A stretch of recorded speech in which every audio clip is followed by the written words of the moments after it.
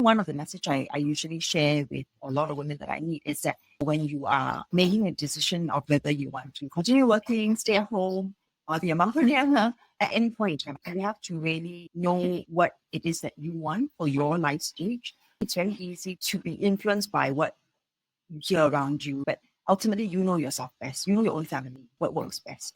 Hi, welcome back to part 2 of our episode on why every mom needs unsexy role models with Sher-li Torrey from Moms at Work, a platform that empowers moms who have taken career breaks to return to work in Singapore. We left off the first part of our conversation talking about how Sher-li finds the true north at work, and we continue here today about personality tests and how you can use it to your advantage during life and career transitions. Listen in. If someone going through career transitions, are there any frameworks or even personality tests that you lean toward? I think I'm obliged to say this because I'm a trained MBTI profiler. I teach MBTI. I do like MBTI, but that's really about you knowing yourself and you understanding the people around you. But we're not just our personalities, right? A lot of times we act out of our personality because of the life stage we are in, the circumstances we are. But fundamentally, I think knowing your personality means that you know what makes you most comfortable. So I think in MBTI, for example, there's something called someone that is very much the big picture, the N part, the N not S, right? And S is more, I want to know the next steps. I want to see what's in front of me. When you have a better idea of your own personality type, you also know why you can get along with some people and why you cannot get along with some people, which then goes on to the next step of saying that I know now, because we are seeing this differently, me trying to push in that direction isn't going to change anything. So I use the example of big picture versus what snakes, right? It's very important, even as a manager, for example, giving instructions. I'm an N, so I like to tell people, okay, the end goal is this. Somehow we'll get there, and then I have all these very indirect ways of explaining. But I realize that for my colleagues who are more S in their way of perceiving things, I then go into, I have to go step 1, step 2. We're going to achieve this is the deadline. By this stage, you should be able to see this. So for them, it's like a marker. They understand that, right? But they are also some of my colleagues are more like me and they go, okay, whatever. But I know they never read the instructions, right? But it's fine because I also trust them enough to know that if they are like me, they will get there. It's just that they will figure out. They have to figure it out. So I love MBTI because of this. Although people say it pigeonholes people, but I also sometimes share with people, but human beings are so complicated. So sometimes you don't want to get to know them because you want to manipulate them, but you want to get to know them so you know how to work with them in a way that's comfortable for them. So having that sort of rough gauge gives you an idea that, okay, I am not giving instructions, but I need to do it differently. Even though it's not innate to me, I know that it's not comfortable for the person receiving the instructions. So I try to find a way that's more comfortable for them. And I think when you realize that about personality or any kind of framework, you realize that it's not done in a way to judge people. It's done in a way to make communication with others better and easier for you to understand. Then you're actually surprisingly less judgmental. Yeah, actually, it's so interesting. I recently did it like a few days ago. And I realized that I had changed, well, not the first two, because those are the dominant one, but the last two. And I was quite surprised by, I think, through my own journey of living overseas and being a mom and things like that. And I realized that it's actually been helpful in understanding how my managers, even my spouse, people on my team, right, like their personality type is, so I can suit. And thanks for sharing that. I think it's actually sort of somehow it seems to be more fluffy and given less of weight than it should, but I realize it's something that's very important as we talk about moms who are going back to work, wanting to go back to career, because they've also changed. I think it's important to reflect on that. So actually, I think this is a good segue to talk on this big group of members in your Moms at Work community of moms who are going back to work. And if you don't mind just sharing the segmentation of these members and what are the big questions you hear them ask? Yeah, so we don't really segment them because I learned that women at different stages of life want different things. What we do is when they join us, and it's a free membership, right? Because it's a social enterprise. So when they join us, we ask them, what would you like to know more about? And you'll find it very interesting what they want to know about the born, and maybe say 7 years later, it's different things. So I give you an example. They may be joining at a time where they are still a working mom and they're looking for flexible options to go into. That's when they will indicate flexible options. And then sometimes some of them will have stopped entirely because, like I mentioned, PSLE, for example, just stopped entirely for 2 years. And then when they are relooking the website and all again, they start looking more at coming back into a full-time role because the kids are older. So they get us this right and works a lot. But I always explain to them, our members, some of them have been with us for a long time. So rather than to say that they are always going to be a mother wanting to return to work or always a mother wanting to start a business, there's another group. A lot of them become mompreneurs, but after a few years of running the business, it's very tiring. They can run it for quite long, up to 8-10 years. And it's enough. I want to go back to work. So I start seeing them apply for the return to work, campaigns that we run. So, but basically these are the 3 segments. And I think it wouldn't be fair to say how many percent, right? Because employers love to ask me, how many exactly? And I said, but it depends on when you ask me. 2 years ago, it will be different because that maybe he's looking, she's a mompreneur. Or maybe 4 years ago, she was not a mompreneur, she was working, she looked sort of flexi work. But we've learned that some of our members really stay with us for a long time. So someone tell me, so I know there was a recent case, we had an event with Lee Lemon and his mom came up to me and I was in shock. She said, it's amazing. When I first joined you, I was working full time and then I switched to a flexi work role that was listed on your portal. I went to join it and I worked for them for 3 years. And then I stopped entirely because my kids were, they had the big exams. And so I took 3 years off and then get your return to work event. I came for it, that one thing, and then I found a job through that. So so she said, I really use all your different services. I said, okay, that's great. But again, this is an example of how it is, right? I remember how I mentioned the idea was this was going to be a problem solver. Like these are the different areas you can consider as a mom. Yeah. And I think this is why it's so interesting because all moms are the same at different stages of life. They really truly want different things. Someone who wants a lot of flexibility when the children are younger, I can honestly tell you when the children are 18 or 19, almost all will come back. A lot will turn and say, I don't mind doing more hours of work because there's no one at home. I can't stay at home all the time, So they switch again. And then I mentioned the mompreneurs, they are very successful with their businesses, but again, 8 years later, it's very tiring. You're constantly worrying about profit and loss. Forget it. I'm coming back to full-time work. So I think this is the interesting thing. And this is also why when the government asked me this one question of how can we attract women, I say, what stage are they at? What they want depends on what life stage they are at, what age they are at, right? Or what have they tried as well. So there are so many more questions than just a simple, at that point when you ask, that's their answer. 2 years later, 3 years later, all working moms will tell you the same. I cannot tell you that I'll work forever. I don't know. I try my best. But I know that if one day the children need me and there's no choice, I will stop work and take the 2 years off, right? Then I become a stay-at-home mom already, right? And then, so this is why this is so interesting. And this is actually around the world that there's no real clear pinpoint of time. And I think more so in Singapore, because of the national exams, we are uniquely, compared to the States or obviously we are counterparts, very similar organizations in the US and Australia and Europe and UK. We always talk about it. Sometimes I have meetings with them, we catch up, and then they will tell me online, they say, wow, your mothers are more mature because they take the breaks later. And I say, yes, because it's tied to PSLE. Children are 11, 12, around the age, that's when we take the break. Or children fall into primary 1, 7 or 8, we take the break. Because if you look at it, compared to a lot of other countries, our childcare system is quite supportive, And it's not expensive. In US, depending on the state, it can be horrendous. In Japan, it's like you don't have space, right? Queuing up for it. So you don't have a choice but to stop work, or the childcare is way more expensive than if you were to continue working. But Singapore, it's not like that. So that's why the government tells me, but we've done all these things, right? So why do the women still take breaks? And I say, it's your education system, because the fear is there. They either try to get some flexibility, or if they cannot, they will try to cut entirely and then come back in. So until the education system gets changed in some way, there will be a large percentage. And we knew this after quite soon, because I don't ask the age of the women. I always ask the age of the children. And it very rarely is a few months old or 1 year old or 2 year old. Very often it's 10, 11, 12 or 7, 6, 7. So, those are primary 1 and primary 6, you see. Yeah. So I think this is why we are quite unique compared to all the other markets. And it's also actually why it's more challenging, because women by then usually have quite significant responsibilities at work. They would have been supervising people already, or managing, or they have more responsibilities. So when they step out, or they change into a slightly less ambitious role, so-called, right, they will get penalized something, right? Either they're not promoted, or if they step out entirely, they struggle to come back in. The only other country that's quite similar to us is Hong Kong. But Hong Kong is not so much tied to when the children are going into exam, yeah. For them, it's usually the parents want to spend time with the kids, because the amount of work is quite intense, and then they say, I want to enjoy the kids when they're young. So they can tend to be a bit still younger within the elementary school, each primary school. But it's not like US, UK, or Japan. Very clearly, over 6 years is when the mom steps out. And if you look at the ages of the moms, they tend to be slightly younger, right? Yeah, because it makes sense, right? So, well, that's really insightful, and thanks for sort of giving that bird's eye view of, comparing a little bit of the landscape of when people actually take a break out of their careers as moms. I actually feel pretty surprised, but then thinking about it, it does make a lot of sense because yes.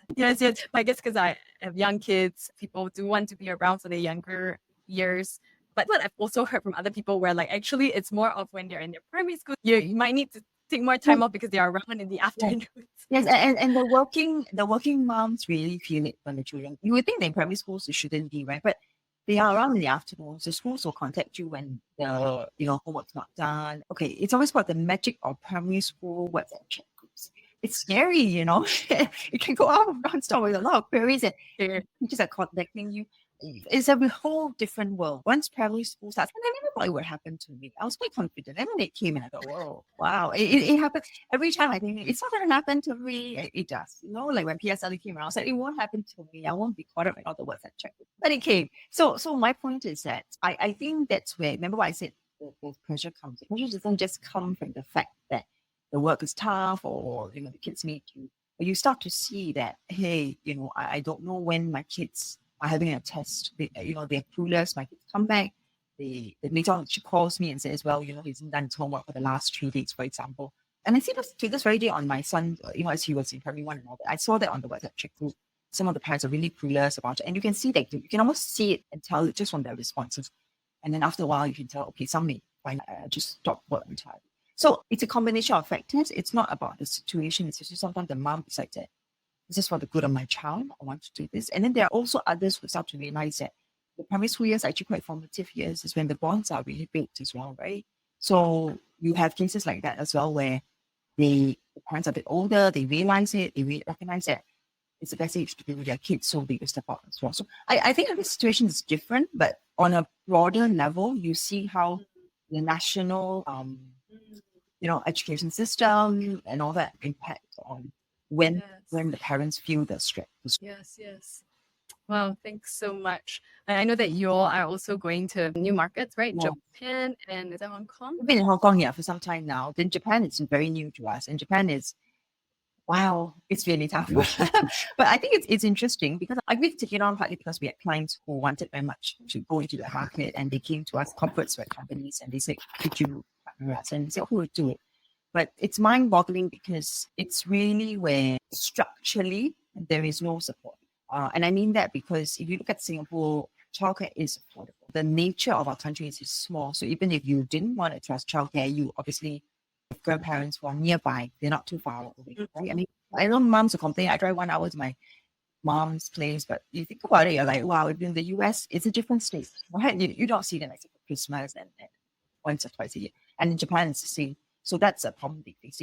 They really don't have a caregiver, right? On top of that, they have very odd insurance systems where basically a woman gets paid. Pretty much there's some penalty to her working. It's better for her, for health insurance, for her to be a dependent of her husband rather than to be sole pay. So when you start to see this, you realize the Singapore government has done pretty amazing work in this area. When I travel for work and I meet with a lot of organizations that do work in this space, they will always tell me your policies as a country, they've done their best. And I mean, even PSI, they always say this, the national exams and then the primary school exams, the stress is there. A lot of this is about the parents choosing, the moms and dads realizing this is what I prefer. It isn't someone that's tied your hands behind your back and there's no other support system, right? Yeah.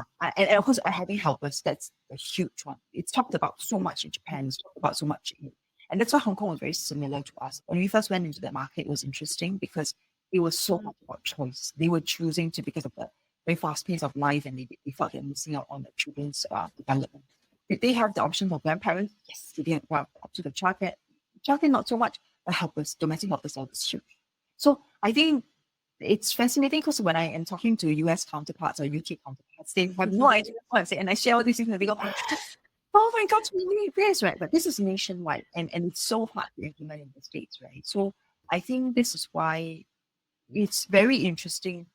And I always say Singapore is in that sense a role model of how, as much as possible, the environment is built for them. Very interesting. And I think you've given me a lot of food for thought and encouragement. Yes. Because everything is sort of relative and you compare and you realize that actually, no one's perfect, right? There's no one perfect system. No. And that's why it was so good for us to work with different markets, because I have colleagues and partners who will complain to me, Singapore government doesn't do enough. But when we really start to look at other markets, they keep quiet and they go, oh my gosh, actually a lot has been done. And I said, yes, a lot has been done. And they have pretty forward-thinking policies. I mean, I'm not always pro-government. Like, I wish the PSLE system would be abolished. But there are things where you can see the thought process of how, as much as possible, we try to create that. And it's interesting, we had discussed this before I came on the show about, in Singapore, why is it that women working is so much an identity that you kind of feel like if I became a mom, I should continue working. It is true, it is slanted a little bit to that angle, I would say. But I think it's really because if I look at it from very big picture, our country doesn't really have any draw factor, right? We don't have a lot of things. So again, you max out your manpower as much as possible. You see what I'm saying, right? Whereas in US, it's a mixture of things. It's not just manpower. And obviously, US is very much more complicated because of the politics and the policies and all that involved. But I use another country like India, for example. We recently had to partner somebody for a project in India as well. And manpower wasn't the issue anymore. It was other things. So the policies, again, don't support. They don't see a need for it. It's just, okay, just give up and stay at home, please, And then they have an added level, which I heard later on from some of my friends. It's quite common. The mother-in-law is the issue for a lot of women, right? But it's not like that in Singapore. So even socially, culturally, you have your odd few cases that gender environment allows for women to choose. And I think that's a beautiful thing, right? If you see all these other markets and you see it for what it is, you realize in name, some of these markets say, we give you the freedom of choice. But the freedom of choice is limited if the structural things are not there, right? So I want to choose, I want to continue working, but I have no childcare in my city. It just won't work, right? So I think that's why it's really interesting. And part of the reason why I agree to take on Japan too, because this will be the real challenge. Because Singapore, though challenging, we had the ecosystem very supportive. Japan, the ecosystem is trying to be supportive, but they're doing nothing about it. So you kind of stuck there, and there's cultural innuendos and all that. Well, thank you so much, Sher-li, for bringing what you've done in Singapore. I'm sure a lot of it is your own learning, and also I'm sure the work that you've done has shaped company policies, if not even certain national policies in some small ways, since they do have these consultative sessions with you, and bringing it to other places to have mutual learning.